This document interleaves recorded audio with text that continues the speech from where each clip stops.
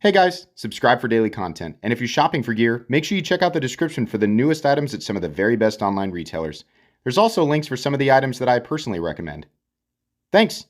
What's going on YouTube? Metal Complex here, and today I've got a short little knife review / knife overview to share with you guys. This is the Civivi Synergy 3.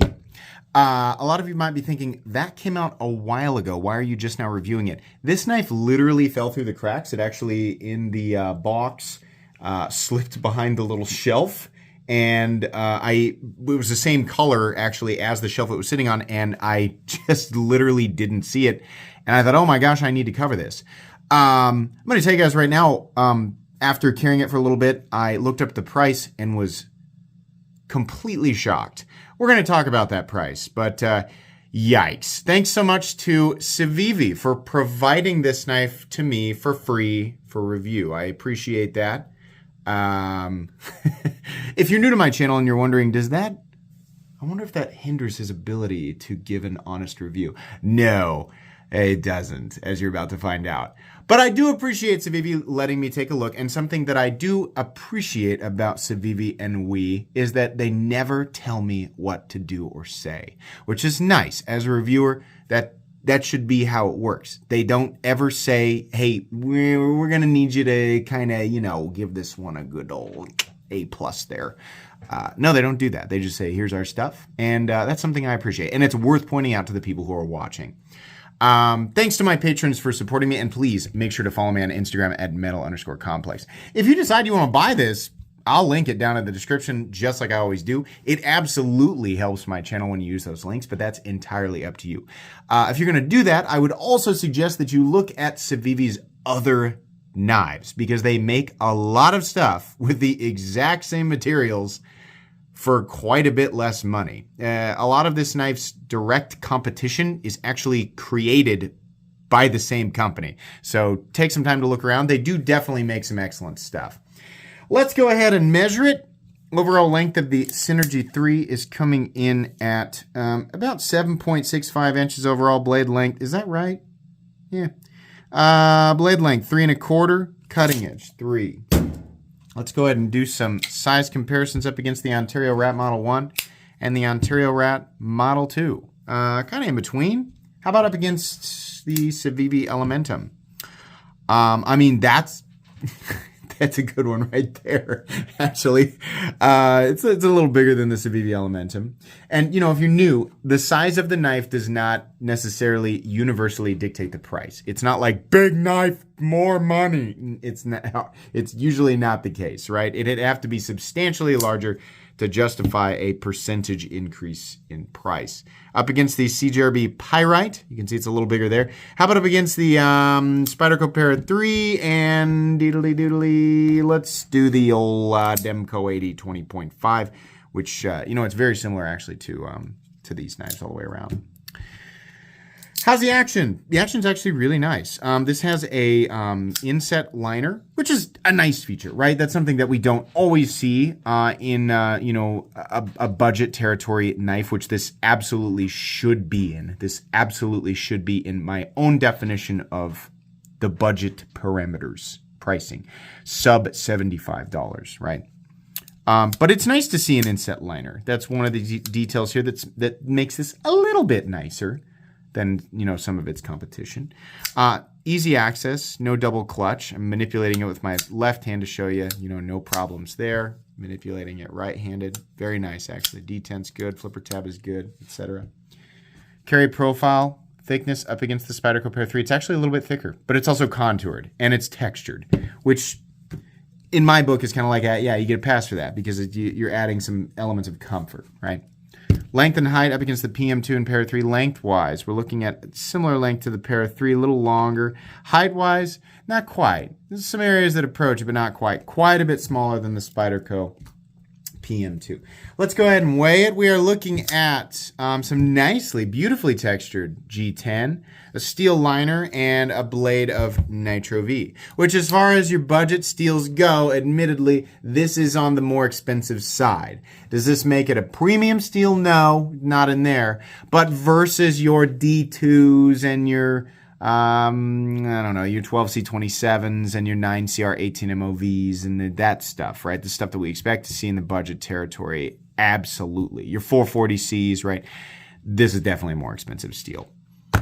3.7 ounces, not bad. Not a perfect 1-to-1 ratio there, but that's okay. Not everybody cares. In fact, I think very few people do. Your balance is right there where you're going to have your index finger in the standard grip, so that's nice. Was it set to pounds? Why does it say... Hold on a second. Okay, never mind. I'm losing it. Okay, anyways.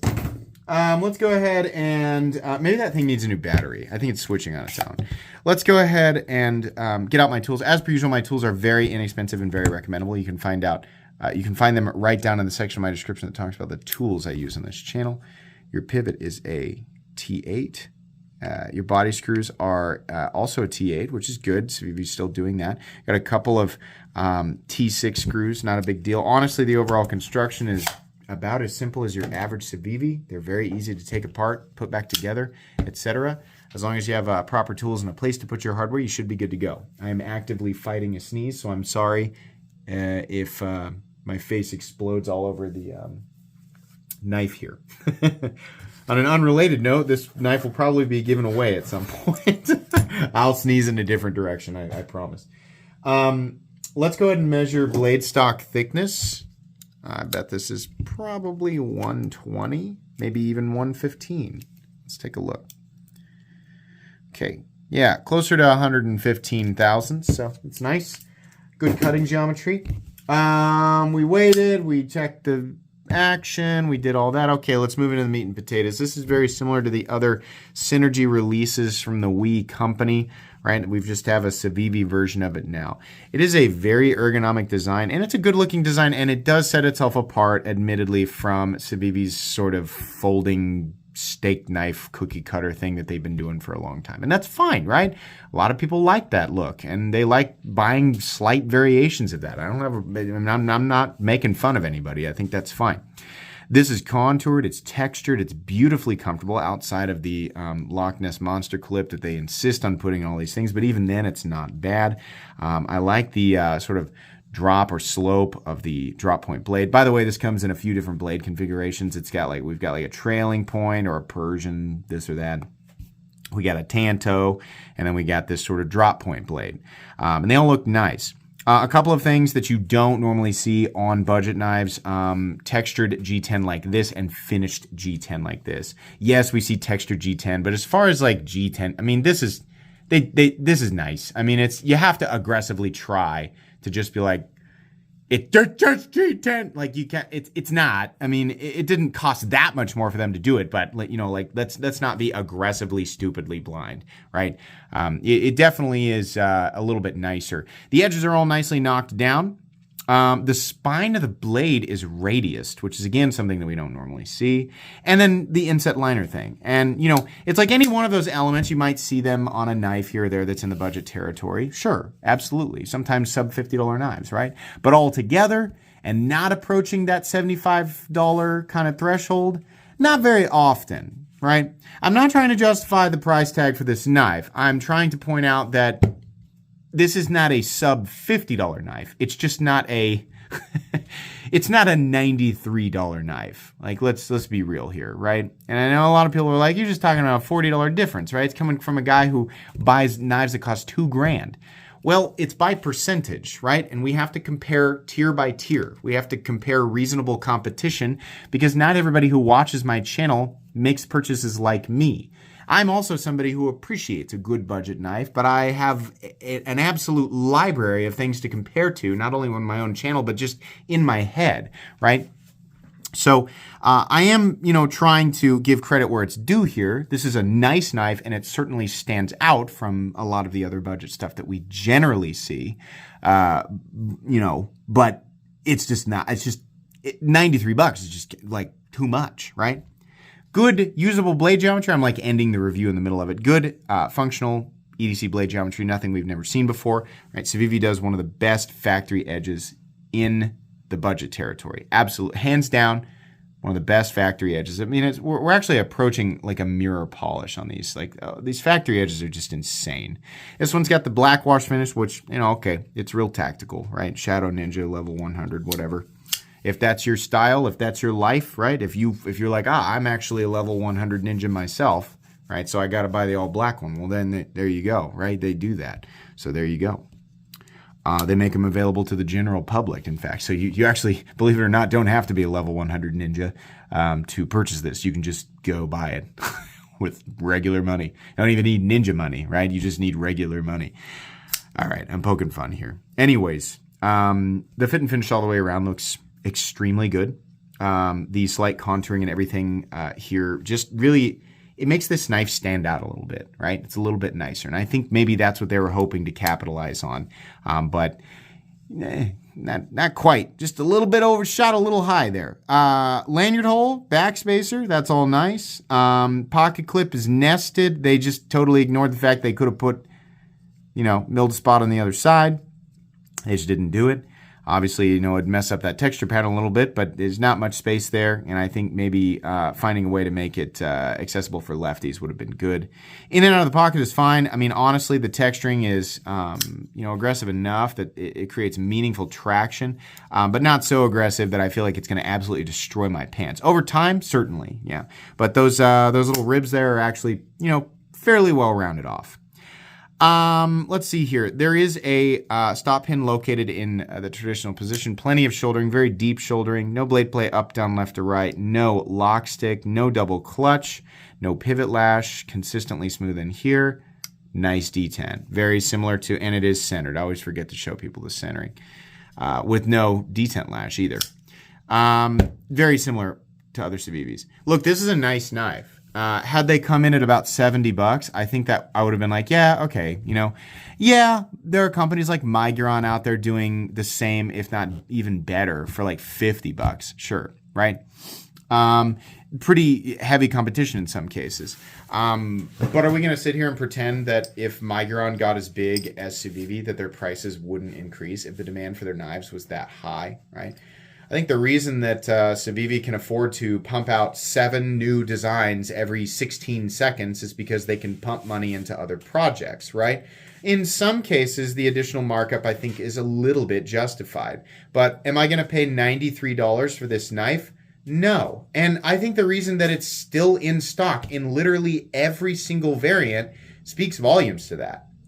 Civivi's own line has such amazing competition to this knife that it's like so many people, whether they have all of this knowledge or not, just look at it and go, "What? No, I'm not paying $93 for that, right?"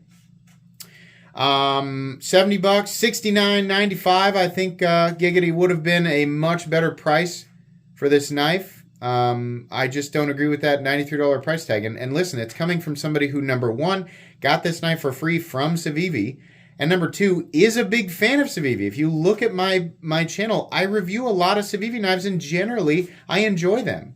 But this is just like, wow, I don't know. I think, what would have made me feel a little bit better about paying this price tag? Had Civivi put a titanium clip on it and put like 154 cm for the blade steel, I mean, that'd have been a little better, right? I know they can do it. I mean, Miguron can put a freaking titanium clip on their knives and charge $50 for it, right? And we're looking at similar fit and finish, similar execution, not exactly the same, but similar. I don't want to compare directly. I mean, this is turning into like a Miguron ad. I mean, Miguron's got their own issues. Every company does, right? But yeah, it's like if you want to toss in an extra titanium clip, and we got a little bit, a lot of people are going to say Nitro V and 154 CM are in the exact same class, and then we could go round and round and round and round, right? As far as like what these steels cost from the providers, the actual makers of this steel, Crucible, et cetera, 154 CM, I believe, is actually a more expensive composition, and at the very least, is a more acceptable composition in that right around the $100 territory, right? Truthfully, I don't know exactly what these steels cost, so, maybe that's unfair for me to say. But definitely, a titanium clip, and, maybe even, like a fancier finish or something like that. I know that inflation is a thing. It's just there's way too much competition for that to be a justifiable price tag. So It's okay. I wouldn't go beat down any doors to pay that price tag for it, though. I would legitimately just look at a bunch of other Civivi knives and find something that's, $30 to $40 less. Look at Sencut, right? This is just a little bit too much money. It's a really nice design and makes for a wonderful EDC knife. It honestly is. I mean, if we're going to talk about just the design, yeah, the design is great. It's really comfortable, and it's a nice knife to look at.